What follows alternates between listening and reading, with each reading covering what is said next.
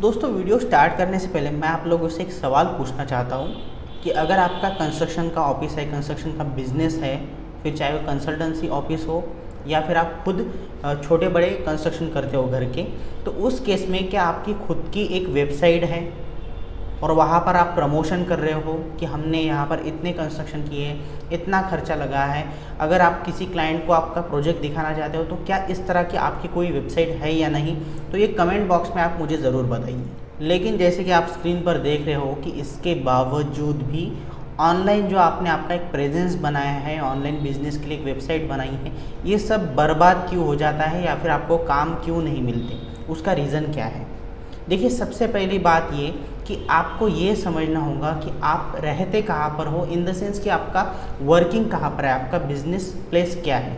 अगर आप किसी ऐसे सिटी में रहते हो कि जहाँ पर जो लोग हैं, जो आपके कस्टमर हैं, वो एक्चुअल में ऑनलाइन रहते ही नहीं या फिर मोबाइल वगैरह का जो यूज़ है वो इन चीज़ों के लिए नहीं करते। मैं एग्ज़ाम्पल दे रहा हूँ। मान लीजिए कि अगर आप पुणे, मुंबई इन जैसे मेट्रो सिटी में अगर रह रहे हो तो मैं समझ सकता हूँ कि अगर आपको सिंपली खाना भी चाहिए तो वहाँ पर लोग खाना ऑर्डर करने के लिए ऐप्स यूज़ करते हैं।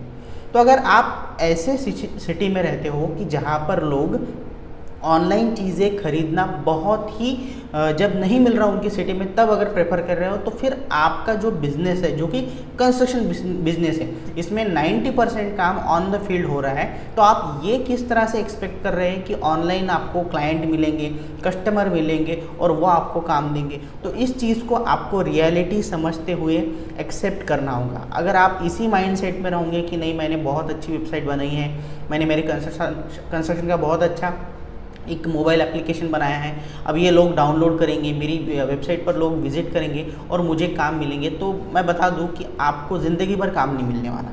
ठीक है, तो क्या मैं यहाँ पर आपको डिमोटिवेट कर रहा हूँ? नहीं।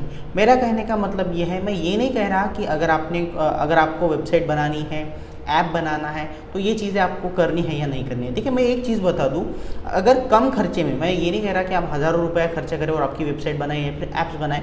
अगर आपको कम खर्चे में वेबसाइट बनानी है तो आप ज़रूर बनाइए, लेकिन आपका फोकस, अगर आप ऐसे सिटी में रहते हो तो आपका फोकस माउथ पब्लिसिटी पर होना चाहिए, ना कि यहाँ पर आप आपकी एनर्जी वेस्ट कीजिए कि एक अच्छी सी मैं वेबसाइट बनाऊँगा।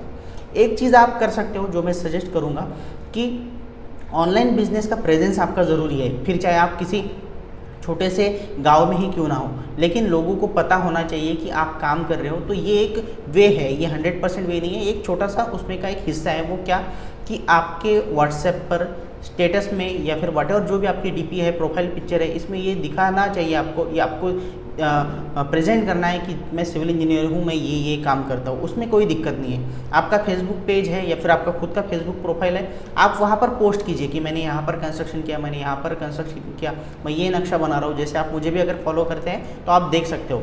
लेकिन आपको एक समझना होगा कि यहाँ पर आपको लाइक्स के सिवाय कुछ नहीं मिलेगा।